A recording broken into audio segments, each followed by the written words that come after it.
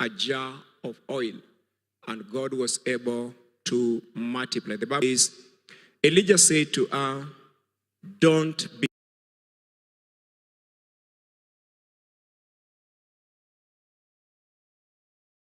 but first make a small cake of bread for me from what you have, and bring it to me, then make something for yourself and your son.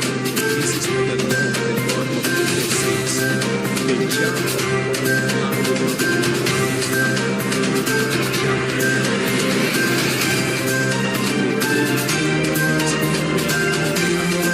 She went away and asked Elijah. So there was food every day for Elijah and for the woman and her family.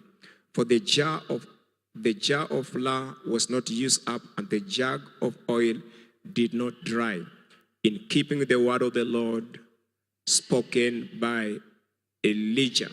So we see God performing a miracle in the life of the widow of Zarephath, a clear indication, and this ought to give you the confidence that this God is able to sustain us.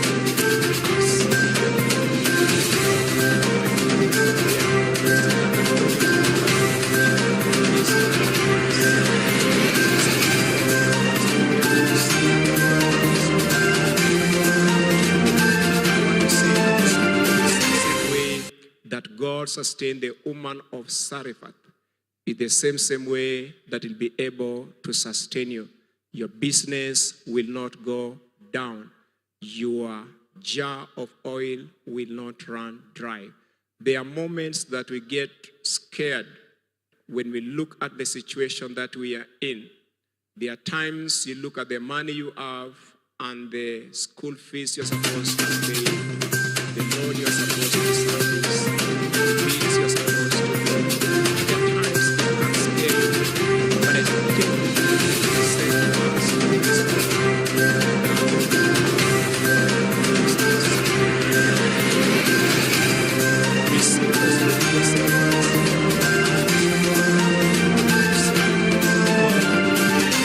to the widow of Bethel. So the first time we are seeing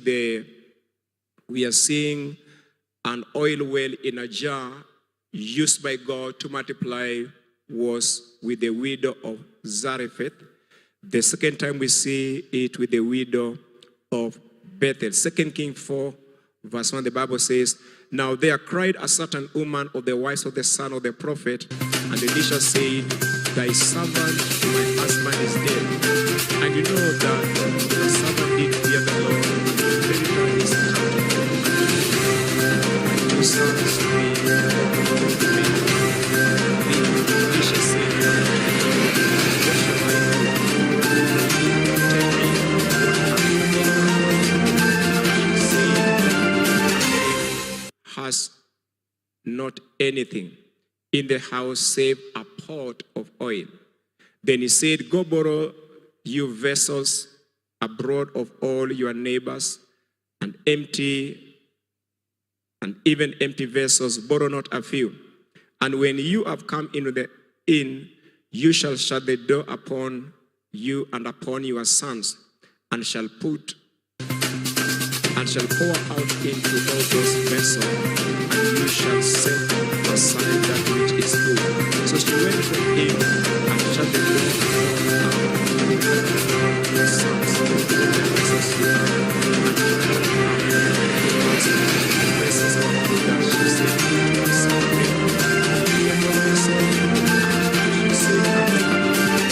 is not a vessel more, and the oil stayed. So we are seeing God doing it again with the woman, with the widow of Bethel. The instruction of Elisha was that she goes into her house and shut the door.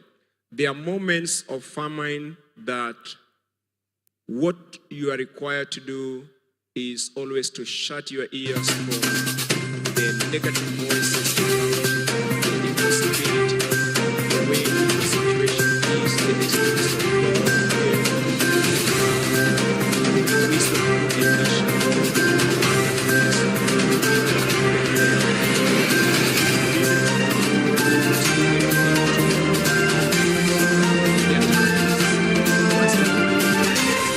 To a place of isolation to be able to hear from God, a place of solitude so that you're able to hear from God. Because when you're in the midst of the battle, you are prone to hear voices. When your business is not picking the way you desire it to pick, when sales are not so good the way you want it to be, you will tend to hear voices. Close the business down.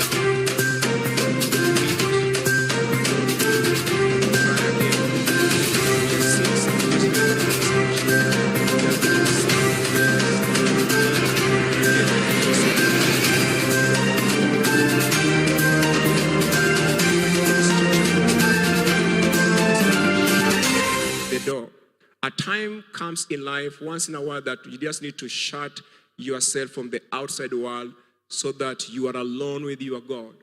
Because when you get alone with God, He will be able to instruct you and direct you well. So we are seeing the second time again here, God using a jar of oil to multiply.